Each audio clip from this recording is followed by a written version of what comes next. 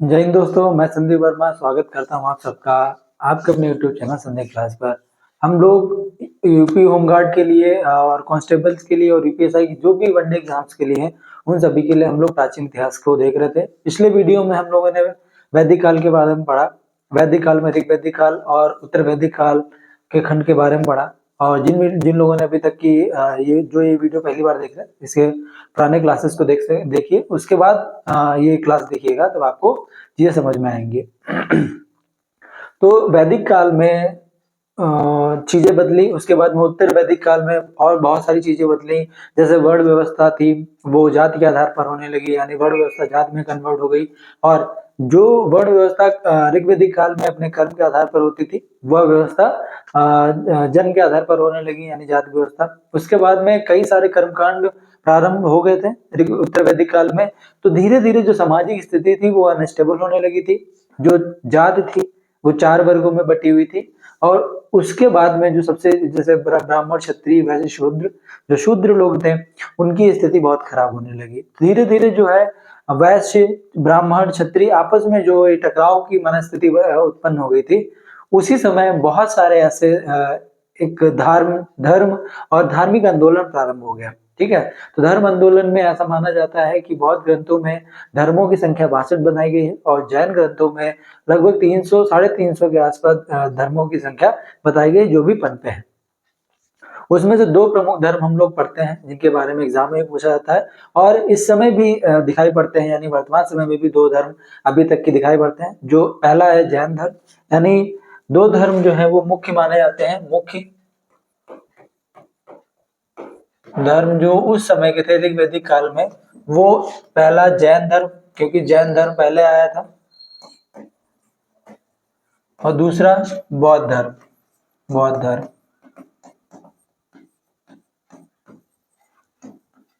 ठीक, दोनों धर्म जो है इस समय आपको देखने को मिलते हैं। इससे क्वेश्चन बनता है इससे क्वेश्चन बनता है कि जैन धर्म भारत का सबसे प्राचीन धर्म है। ठीक है, और इससे क्वेश्चन बनता है कि सबसे ज्यादा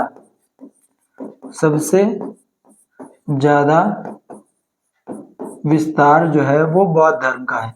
आज भी आप लोग देखते होंगे चाइना में, ईरान में, और बहुत सारे ऐसे देश, इंडोनेशिया हो गया, श्रीलंका हो गया, आसपास के जितने भी देश हैं, उन सब में आप बौद्ध धर्म का जो प्रचार प्रसार और बौद्ध धर्म को मानने वाले अनुयायी आपको मिल जाएंगे। तो सबसे पहले आज की वीडियो में पढ़ेंगे जैन धर्म के बारे में। जैन धर्म की शुरुआत कब हुई, क्या क्या प्रश्न बनते हैं, और जैन धर्म के जो प्रवर्तक या तीर्थकार जो है, यानी उसके संस्थापक, उन सभी के बारे में पढ़ेंगे। और जितने भी क्वेश्चंस बन सकते हैं उन सभी को आज विधि पूर्वक देखेंगे, तो आखिर तक बने रहिएगा। आज हम लोग शुरुआत करते हैं जैन धर्म के बारे में। जैन धर्म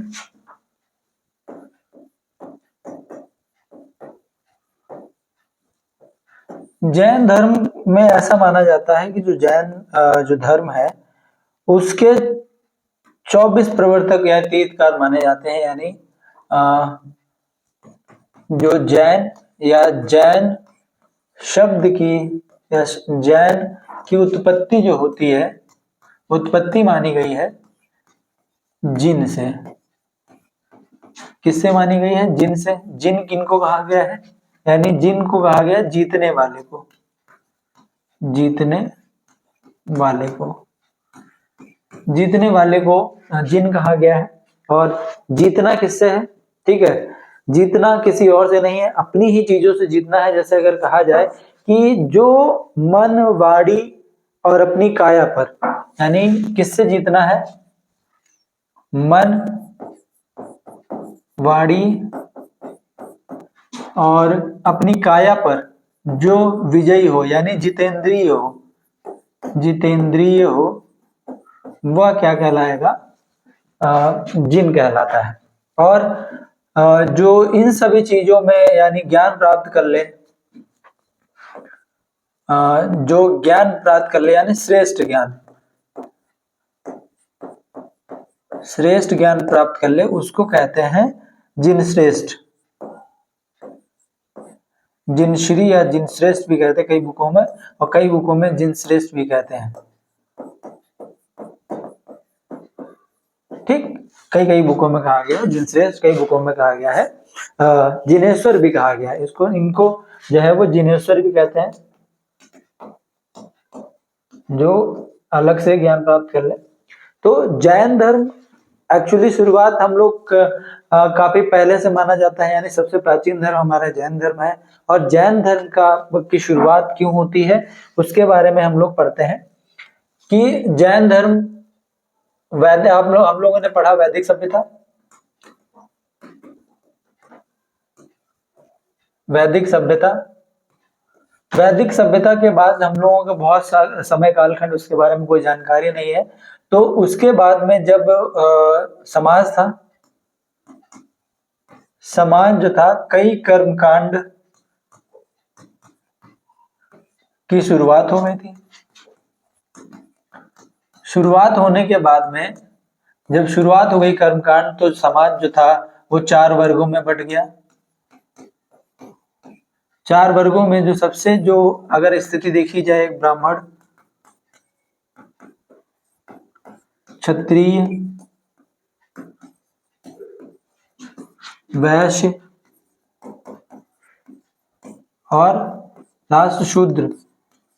तो जब वर्ण व्यवस्था या जाति व्यवस्था का प्रारंभ उनकी जन्म से होने लगा, तब बहुत सारी उथल पुथल या बहुत सारे कर्मकांड या यूं कहें जो वैदिक धर्म था, वैदिक धर्म पर से भरोसा उठने लगा था। क्यों उठने लगा था? भरोसा उठने लगा था सबका समाज में। क्यों? क्योंकि बहुत सारे कर्मकांड शुरू हुए थे। उसके बाद में जाति व्यवस्था जो है वो जन्म के आधार पर होने लगी। उसके साथ में क्यों इसकी जब वैदिक सभ्यता में विश्वास उठा, उसके बाद में जब वैदिक सभ्यता में के बाद में हमारा जो एक प्रमुख जो पूर्वोत्तर भारतीय राज्य है, पूर्वोत्तर भारतीय राज्य में अर्थव्यवस्था जो पनपी, अर्थव्यवस्था जो पनपी थी वो कृषि मूलक हो गई। कृषि मूलक मूलक व्यवस्था थी, कृषि मूलक व्यवस्था थी। अब कृषि मूलक व्यवस्था क्यों हुई, ठीक, उसके बारे में देखें। मेन क्या था कि समाज में, या यूं कहें कि उस समय किसकी खोज हो गई थी? लोहे की खोज हो गई थी। किसकी खोज हो गई थी? लोहे की खोज हो गई थी। उत्तर वैदिक काल में लोहे की खोज ने कृषि व्यवस्था में क्रांति ला दी। कृषि व्यवस्था, कृषि में क्रांति किसमें ला दी? कृषि व्यवस्था में क्रांति ला दी। तो अब क्या हुआ कि कृषि जब शुरू हुई तो कृषि में सबसे ज्यादा जो है उस समय कोई उपकरण बनते थे वो लोहे से बनते थे, बट कृषि में सबसे ज्यादा जो उपयोग किया जाता था वो जानवरों का प्रयोग किया जाता था।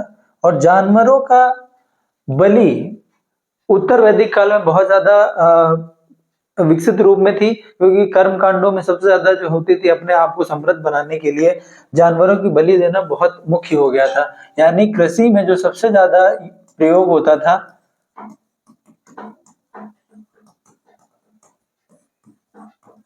प्रयोग किसका होता था? पशुओं का। और उनकी तो बलि देने दी जाती थी। तब उसका जो प्रभाव पड़ता था कृषि व्यवस्था पर पड़ता था। तब क्या हुआ, लोगों ने क्या किया कि धीरे धीरे वैदिक धर्म के जो कर्म कांडों पे उनमें विश्वास उठ गया। उसी समय जब एक धर्म से इंसान जब बहुत कुछ खोने लगता है तो दूसरे अच्छे धर्मों की या अच्छी जगह की तलाश करता है। तो उस समय जो सबसे ज्यादा जो प्रमुख जो प्रकार के जो धर्म आए थे, एक हमारा जैन धर्म आया था, जैन धर्म, और दूसरा बौद्ध धर्म। इसका इतिहास हम लोगों ने पढ़ा, कैसे धीरे धीरे धर्मों की शुरुआत हुई, वो जानना जरूरी था। जैन धर्म का जो प्रवर्तक इस बार जो हम लोगों को माना जाता है, जैन धर्म के संस्थापक कौन थे? संस्थापक महावीर स्वामी जी को माना जाता है। महावीर स्वामी जी को माना जाता है।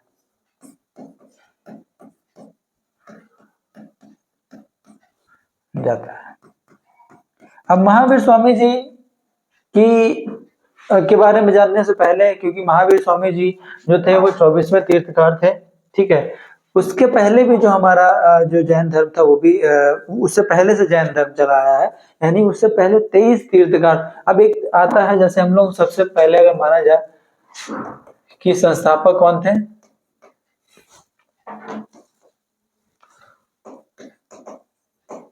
संस्थापक हमने जाना कि महावीर स्वामी जी थे।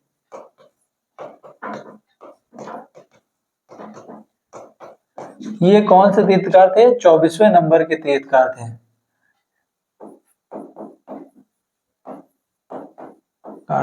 ठीक है। अब 24वें नंबर के तीर्थकार थे, क्यों थे? अब तीर्थकार एक जो वर्ड आता है वो जैन धर्म के जो संस्थापक थे उनको कहा गया है, यानी जिन्होंने स्थापना की थी। यानी जो तीर्थकार है, कार शब्द का वर्णन है तीर्थ, और दूसरा है कर। यानी तीर्थ का मतलब होता है नियमों से, और वाक्यांश नियमों से और नियमित रूप से, नियम और नियमित रूप से जो भव सागर को पार कराने वाला, कर मतलब कराने वाला, तो वो क्या कहलाते थे? तीर्थकार कहलाते थे।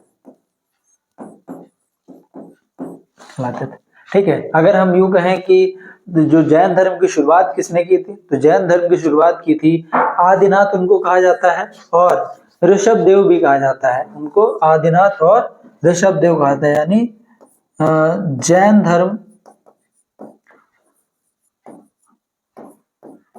के प्रथम तीर्थकार,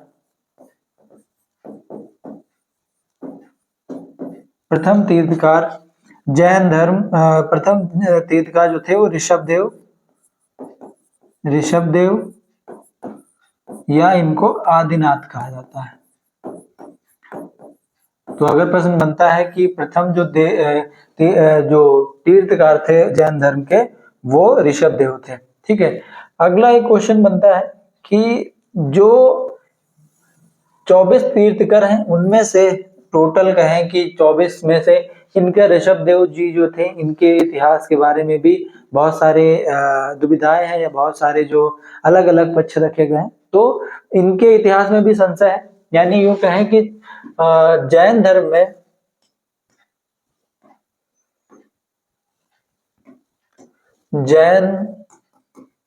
में 24 तीर्थकार में से 22 जो तीर्थकार थे, 22 तीर्थकारों के इतिहास में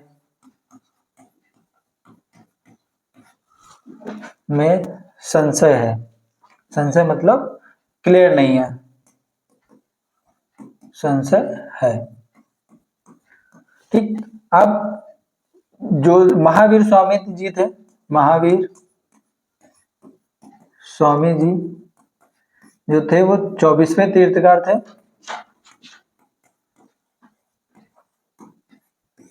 और 23वें तीर्थकार, अगर हम कहें 23वें तीर्थकार के बारे में थोड़ी बहुत जानकारी है, वो पार्श्वनाथ थे। पार्श्वनाथ जी को 24वां या 23वां जो है तीर्थकार माना गया था। अब हम लोग पार्श्वनाथ जी के बारे में जानने के लिए जानेंगे, क्योंकि इससे भी क्वेश्चन बनता है, कई एग्जाम्स में देखने को मिला है। तो पार्श्वनाथ जी जो काशी के एक राजा थे, यानी इनके पिताजी का नाम जो था, पिता थे काशी के जो राजा थे अश्वसेन, उनके ये पुत्र थे। कई एग्जाम्स में इनके पिता का नाम पूछा गया है। काशी के राजा थे। ठीक। इन्होंने 30 वर्ष की उम्र में घर को त्यागा था, यानी इन्होंने 30 वर्ष की उम्र में घर को त्याग दिया था। और ऐसा माना जाता है कि पार्श्वनाथ जी को 100 साल की उम्र में, पार्श्वनाथ जी को, यानी इन्होंने 30 की उम्र में घर को त्याग दिया था, यानी घर को त्यागा था। अब एक और प्रश्न बनता है कि यहाँ पर इनकी जो इनके पिता सुसेन थे, इनकी माता का नाम वामा था, इनकी माता का नाम वामा था, और इनकी पत्नी का नाम जो था वो प्रभावती था, यानी पत्नी जो थी उनका नाम क्या था, प्रभावती, नाम प्रभावती था। और ऐसा माना जाता है कि 83 दिन की कठोर तपस्या के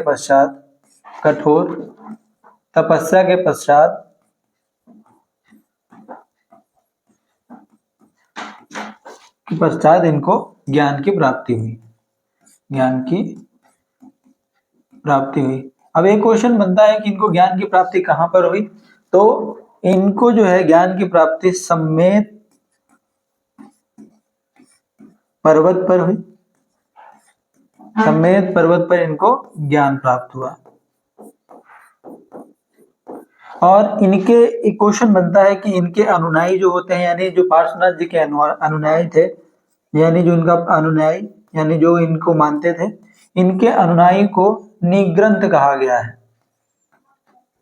निग्रंथ कहा जाता है। निग्रंथ का मतलब होता है सबसे मुक्त,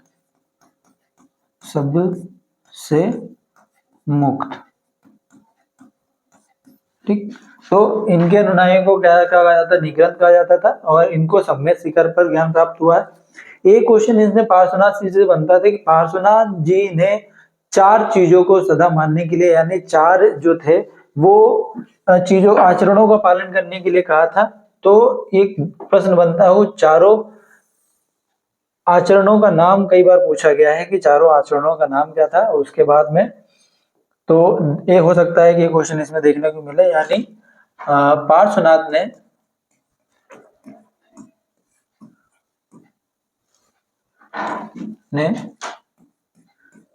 4 प्रकार के आचरणों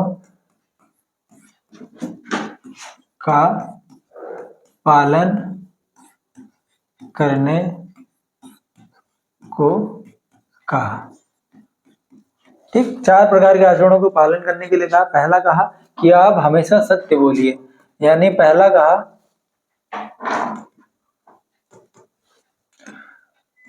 पहला उन्होंने कहा कि आप सदा सत्य बोलिए, यानी उन्होंने हमेशा के लिए कहा सदा सत्य बोलिए,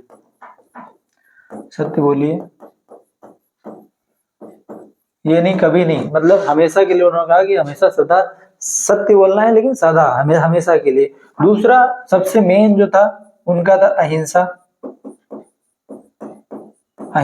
मतलब जीवों पर हिंसा ना करना, ठीक। ये आता है, आप किसी भी जीव को मार नहीं सकते हैं और किसी जीव की हत्या नहीं कर सकते हैं, कोई उस पर जुल्म नहीं कर सकते। तीसरा इनका था हस्ते, जिसका मतलब होता है चोरी करना, चोरी ना करना, ठीक। चोरी ना करना यानी कभी भी चोरी नहीं करनी चाहिए। और चौथा इन्होंने दिया था अपरिग्रह मतलब होता है संपत्ति को ना रखना। चौथा इन्होंने दिया था अपरिग्रह का मतलब होता था, इनका मानना था कि संपत्ति ना रखना।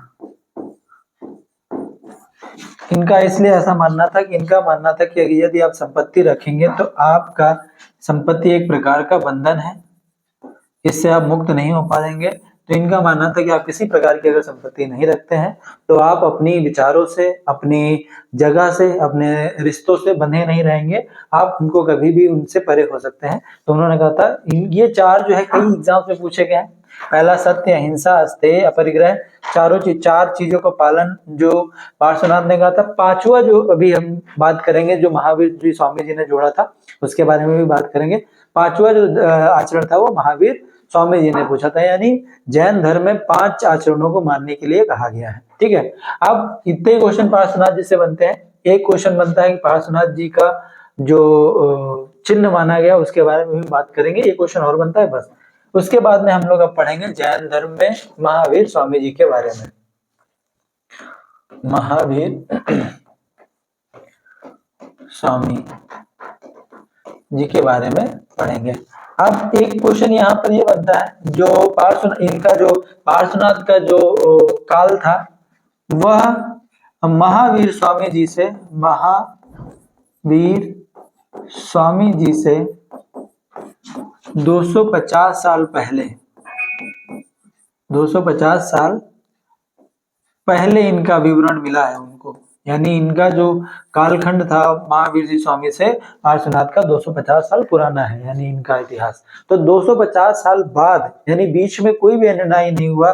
23वें तीर्थकार के बाद में जब 24वें तीर्थकार आए तो 250 साल का समय गुजरने के बाद में जैन प्रवर्तक मतलब जो 24वें तीर्थकार आए वो महावीर स्वामी जी आए। अब महावीर जी स्वामी जी का जो जन्म है वो कब हुआ था, तो कुछ लोगों का मानना है 599 बीसी में, लेकिन जो नई एनसीईआरटी है, नई एनसीईआरटी उसके अकॉर्डिंग 540 बीसी माना गया है। ठीक है, 540 बीसी इनका जन्म माना गया है। इनका जो जन्म हुआ था वो वैशाली के पास में ही जो है वो वैशाली के निकट वैशाली के निकट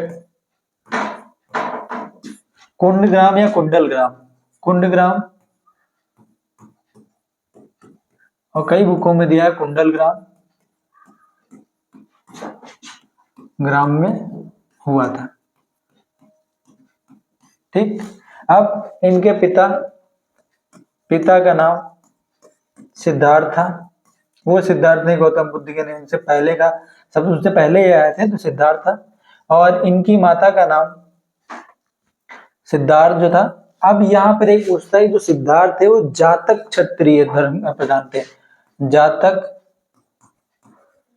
क्षत्रिय प्रधान थे। इनकी माता से एक क्वेश्चन बनता है कि इनकी जो माता जी थी वो त्रिशाला थी, इनकी माता का नाम था त्रिशाला।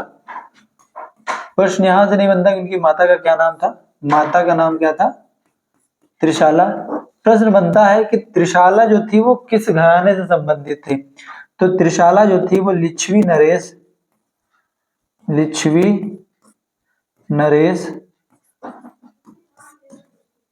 चेटक की बहन थी। यहाँ पर बहन थी। यूपीपीसीएस 2021 में एक क्वेश्चन पूछा गया था कि लिच्छवी नरेश चेटक की माँ थी, माँ नहीं थी। यहाँ पर क्या बनता है, इस टाइप से क्वेश्चन घूमता है, वो लिच्छवी नरेश चेतक की बहन थी। अब आता है कि महावीर स्वामी जी की पत्नी का नाम क्या था। महावीर स्वामी जी की पत्नी का नाम यशोदा था और उनकी एक बेटी था जिसका नाम प्रियदर्शना था, यानी पत्नी का नाम जो था वो यशोदा था और पुत्री का नाम क्या था, पुत्री का नाम प्रियदर्शना।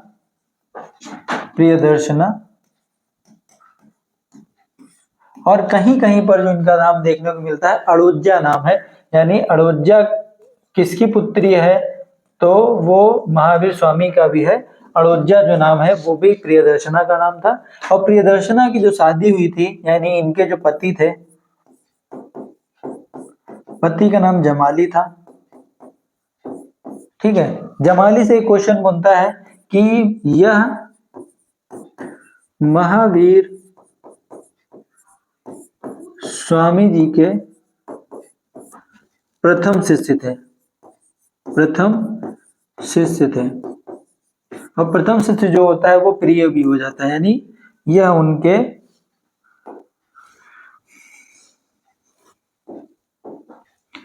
प्रिय शिष्य भी थे। ठीक, तो हम लोगों ने देखा जो महावीर स्वामी जी का जन्म 599 बीसी या 540 बीसी, दोनों में से कोई मिलता ऑप्शन आप लगा दीजिएगा। इनका जन्म वैशाली के निकट कुंडग्राम में हुआ। और कुंडलग्राम भी कहते हैं। इनका जो पिताजी का जो सिद्धार्थ है, कई क्वेश्चन में पूछा जाता है कि इनका जो क्षत्रिय जो था वो क्या था, वो जातक था। इनको जातक भी कहते हैं और कुछ लोग ज्ञातक भी कहते हैं, यानी ज्ञातक भी कहते हैं। ठीक, तो क्षत्रिय इनका कुल था वो क्षत्रिय में जातक धर्म माना जाता है। इनकी माता का नाम त्रिशाला थी, जो लिच्छवी नरेश जो थी वो चेटक की बहन थी। पत्नी का नाम यशोदा था। इनकी पुत्री जिसका नाम प्रियदर्शना था, ये कहीं कहीं पर अयोध्या देखने को मिलता है। उनके पति था जमाली। जमाली महावीर स्वामी का प्रथम शिष्य या प्रिय शिष्य था। ये क्वेश्चन आपको इसमें जो इतने क्वेश्चन बनते हैं। उसके बाद में इनके जो पिता इनके पिता जो थे सिद्धार्थ, उनकी मृत्यु के बाद में इनके बड़े भाई थे नंदीवर्मन। यानी पिता की मृत्यु के बाद में इनके जो बड़े भाई थे वो राजा बन गए। इनके बड़े भाई का नाम क्या था? इनके बड़े भाई नंदीवर्धन,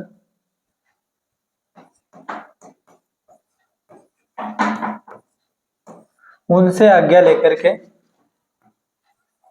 30 वर्ष की आयु में, यानी इनके जो बड़े भाई थे नंदीवर्धन, 30 वर्ष की आयु में इन्होंने ग्रह को त्याग दिया। ठीक, नंदीवर्मन के उनके कहने पर इन्होंने ग्रह को त्याग दिया। अब आता है कि इनका एक जो बचपन का नाम भी पूछा जाता है, यानी इससे क्या क्वेश्चन बनता है कि महावीर स्वामी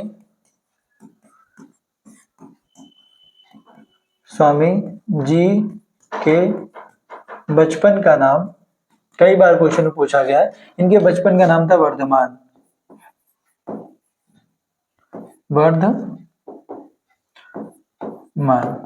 ठीक, तो 30 की वर्ष की आयु में उन्होंने अपने बड़े भाई से आज्ञा प्राप्त करके इन्होंने गृह त्याग दिया। अब जब जाते जाते इनको जंबिक ग्राम में, एक जगह का नाम है जंबिक ग्राम,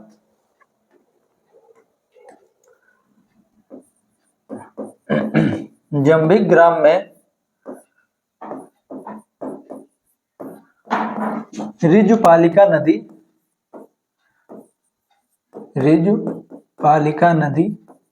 अगर इनको पूछा जाता है कि ज्ञान किस नदी के किनारे प्राप्त हुआ था, तो ये ऋजुपालिका नदी के किनारे साल वृक्ष के नीचे इनको ज्ञान की प्राप्ति हुई। और ज्ञान की प्राप्ति को जैन धर्म में ज्ञान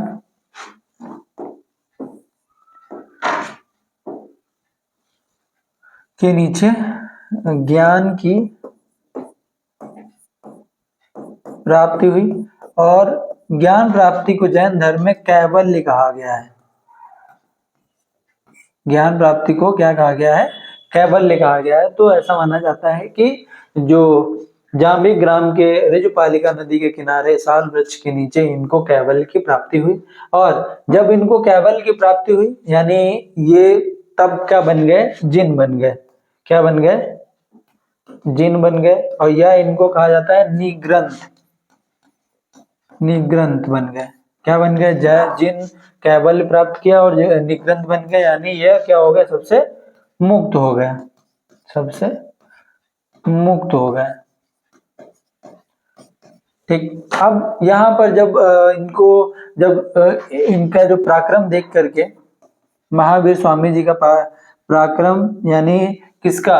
वर्धमान का पराक्रम देख करके इनका पराक्रम देख करके लोगों ने इनका नाम महावीर रखा था। महावीर स्वामी कहने लगे। ठीक है, ये जब जैन धर्म के प्रवर्तक 24वें माने जाते हैं, तो जैन धर्म से ये बहुत इंपॉर्टेंट जो पहले के जो पार्श्वनाथ या जो पहले के जो तीर्थकार थे उन सब में सबसे ज्यादा तो मुख्य जो है इनको माना जाता है। क्यों? क्योंकि इन्होंने कई चीजें बदली और इन्होंने जो पार्श्वनाथ, इनसे एक क्वेश्चन बनता है, जो पार्श्वनाथ जी ने जो 4 चीजों को मानने के लिए कहा था, इन महावीर स्वामी जी ने उसमें उनमें 5 चीजों को 5वीं चीज को जोड़ा। अब 5वीं चीज क्या थी, या यूं कहें कि जो पार्श्वनाथ जी ने था वो 4 जो था आचरणों को पालन करने के लिए कहा था। पहला यानी महावीर स्वामी जी ने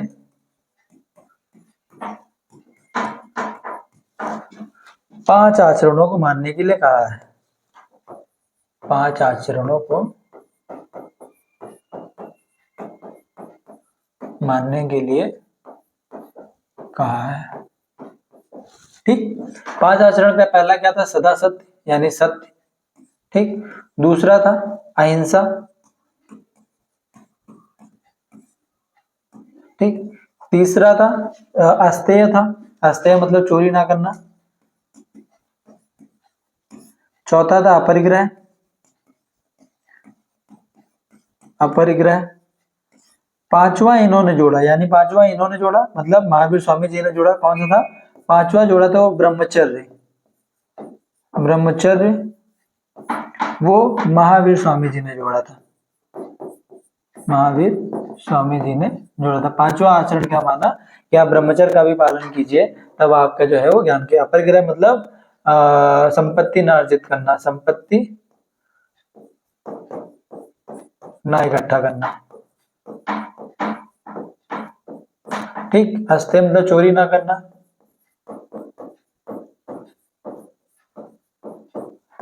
मनुष्य या मानवों पर हिंसा ना करना और सदा सत्य का पालन करना सदा। तो ये 5 जो आचरण थे वो महावीर स्वामी जी ने किया। एक क्वेश्चन बनता है कि महावीर स्वामी जी की मृत्यु कहाँ पर हुई थी? तो महावीर स्वामी जी की मृत्यु हुई थी पावापुरी में। पावापुरी में ये क्वेश्चन पूछा गया है कई बार में। ठीक है, जब जैन धर्म की समाप्ति या जैन धर्म के बाद में धीरे धीरे जो जैन धर्म था वो समाप्त हो गया, या जैन धर्म की मृत्यु के बाद में जो जैन धर्म 2 भागों में बट गया। अब 2 भागों में कैसे बटा? एक श्वेतांबर में, एक दिगंबर में। ठीक है, श्वेतांबर और दिगंबर के बारे में हम लोग जानते हैं। श्वेतांबर में कैसे बटा और दिगंबर जो 2 भागों में बटा, कौन कौन थे? यानी मौर्योत्तर काल में, मौर्योत्तर काल में, मौर्योत्तर काल यानी मौर्य काल, मौर्य काल के जो राजा थे उनका क्या नाम था? चंद्रगुप्त मौर्य। चंद्रगुप्त मौर्य। जो चंद्रगुप्त मौर्य थे वो जैन धर्म को मानने वाले थे, जैन धर्म के अनुयायी थे। तो मौर्योत्तर काल में जब एक समय क्या हुआ, मौर्योत्तर जो चंद्र मौर्य काल जो था वो कहाँ आया था? मगध में। मगध में ही जो था वो मौर्योत्तर काल का, जो कि उसकी राजधानी थी राजगृह, तो मगध में था। मगध में क्या हुआ कि एक समय में अकाल पड़ा। ठीक है, तो मगध में अकाल पड़ने के बाद में एक स्थूलभद्र और दूसरे का नाम था एक स्थूलभद्र और दूसरे भद्रबाहु। ठीक है, स्थूलभद्र और भद्रबाहु 2 लोग थे। एक का नाम था स्थूलभद्र और दूसरा का नाम भद्रबाहु। भद्रबाहु। ठीक, स्थूलभद्र और भद्रबाहु क्या हुआ कि स्थूलभद्र जो थे वो मगध में ही रह करके अपने अनुयायियों के साथ में रहने लगे, लेकिन भद्रबाहु ये अपने अनुयायियों को यानी शिष्यों को लेकर के दक्षिण भारत चले गए। दक्षिण भारत चले गए। ठीक, कहाँ चले गए थे? श्रवण बेल गोला में। कहाँ पर? श्रवण बेल गोला में एक जगह है दक्षिण भारत में जो इस समय कर्नाटक में है।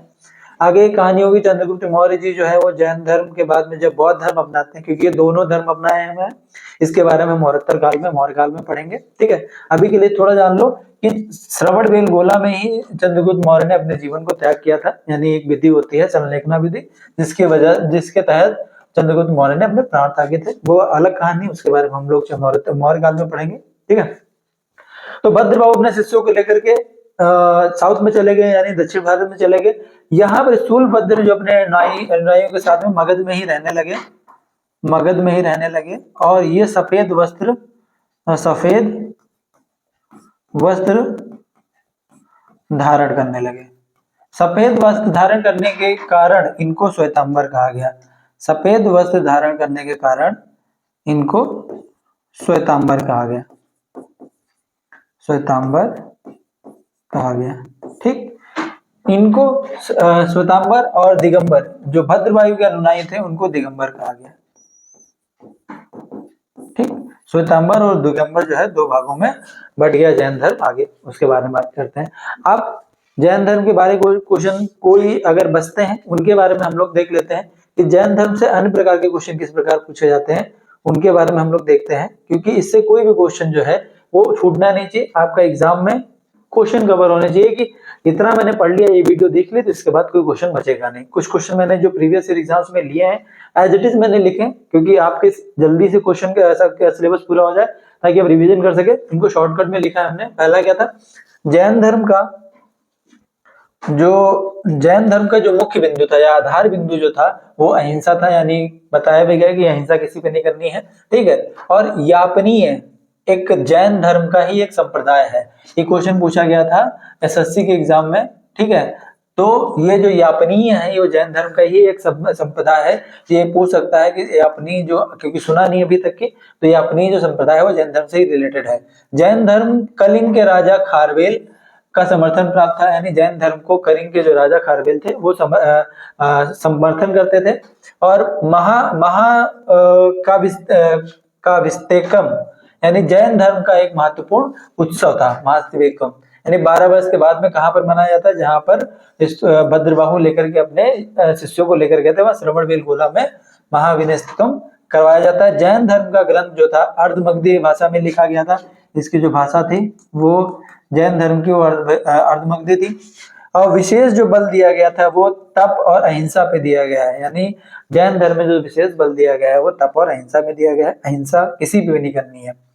जैन धर्म ने देवताओं के अस्तित्व को माना है, स्वीकार भी किया है, लेकिन सृष्टिकर्ता के रूप में इनका स्वीकार नहीं किया है। यानी जैन धर्म में जो है वो देवताओं को माना, उनको स्वीकार भी किया है, लेकिन सृष्टिकर्ता के रूप में इनको स्वीकार नहीं किया था।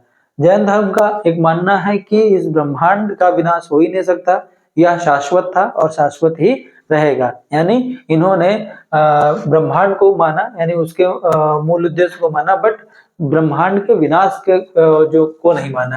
यानी देवताओं के अस्तित्व को माना, परंतु जिन से नीचे रखा, यानी जिन मतलब जो इनके तीर्थकार थे उनसे नीचे इनका स्थान रखा।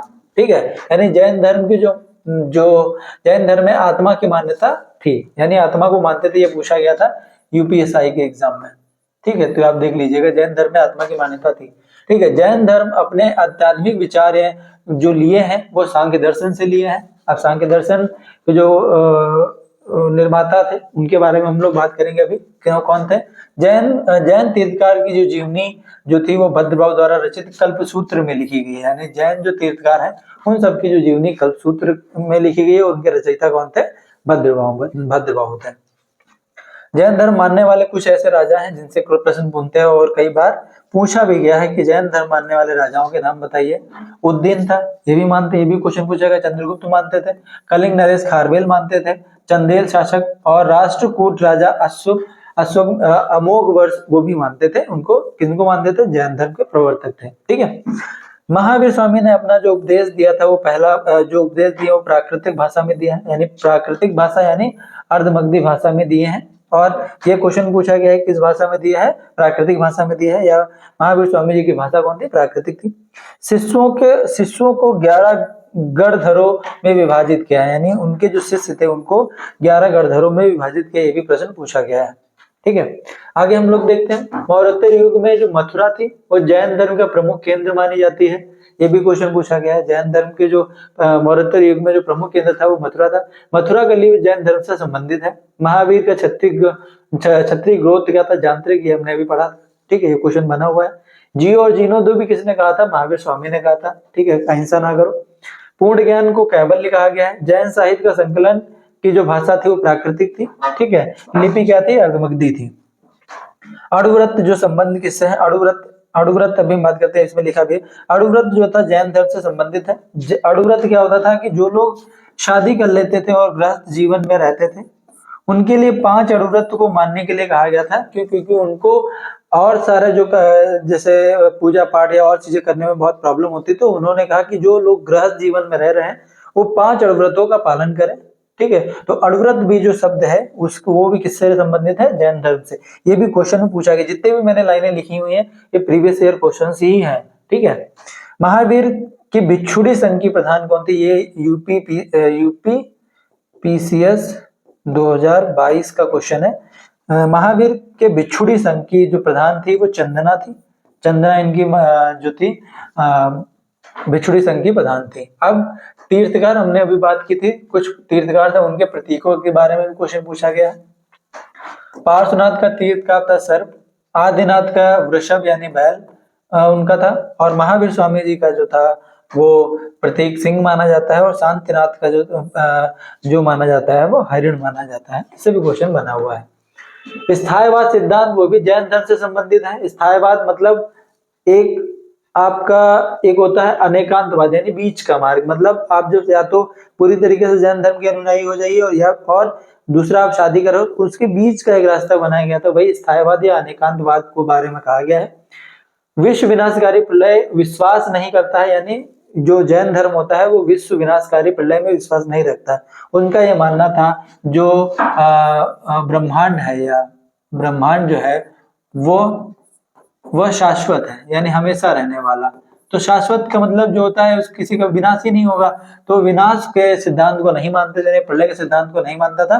कौन धर्म नहीं मानता है? जैन धर्म। ये क्वेश्चन पूछा गया है कि विश्व विनाशकारी प्रलय में विश्वास कौन सा धर्म नहीं रखता है? तो जैन धर्म नहीं रखता है। स्थानकवादी संप्रदाय जो है वो भी जैन धर्म से संबंधित है, ठीक है। संप्रदाय जो नियति की अटलता में विश्वास करता है, यानी ऐसा संप्रदाय जो नियति की अटलता में विश्वास करता है वह आजीवक संप्रदाय है। और आजीवक संप्रदाय के जो लोग थे वो बराबर, एक जगह का नाम है, बराबर की गुफाओं में निवास करते थे। उन आजीवक संप्रदाय के लोगों ने बराबर की गुफाओं में निवास के तौर पर उनका प्रयोग किया था। ये भी क्वेश्चन पूछा गया है। अब संप्रदाय और उनके संस्थापकों से क्वेश्चन पूछा जाता है, ये जैन धर्म ही पूछा जाएगा। शून्यवाद के संस्थापक नागार्जुन को माना जाता है। आजीवक संप्रदाय जो बराबर गुफाओं में भी मैंने अभी पढ़ाया, जो उनका संस्थापक का नाम था घोषाल। जैन धर्म के भद्रबाहु को माना जाता है, क्योंकि 30 इन भद्रबाहु ने, यहाँ पर ऑप्शन नहीं दिया होगा लेकिन यहाँ पर महावीर भी हो सकता है, महावीर भी हो सकता है और आदिनाथ भी हो सकता है, क्योंकि जो प्रथम जो थे वो आदिनाथ थे, ठीक। पशुपति के लकुलीस थे प्रवर्तक संस्थापक। आगे हम लोग देखते हैं, यही कुछ क्वेश्चन थे जो जैन धर्म से रिलेटेड है। ये अगर वीडियो आपने देख ली, इनमें जो क्वेश्चन बनने वाले जो मैंने बताए हैं, अगर ये आप पढ़ लेते तो इससे बाहर कोई भी क्वेश्चन नहीं बनता है। जितने भी जैन धर्म से क्वेश्चन बनते हैं वो मैंने इस वीडियो में कवर कर लिया है। तो जैन धर्म आपका पूरा हो गया। इससे अगर कोई डाउट होता है तो नीचे कमेंट करके बताइएगा। अगर वीडियो में कोई चीज समझ में नहीं आई तो भी नीचे कमेंट करके बताइएगा, आपको हर चीज के जवाब मिलेंगे। और आगे की तैयारी करने के लिए इस चैनल को सब्सक्राइब कर लीजिए, और अगर आपके दोस्त जो तैयारी करते हैं तो उनको शेयर भी जरूर कर लीजिएगा। इसी के साथ जय हिंद, जय भारत।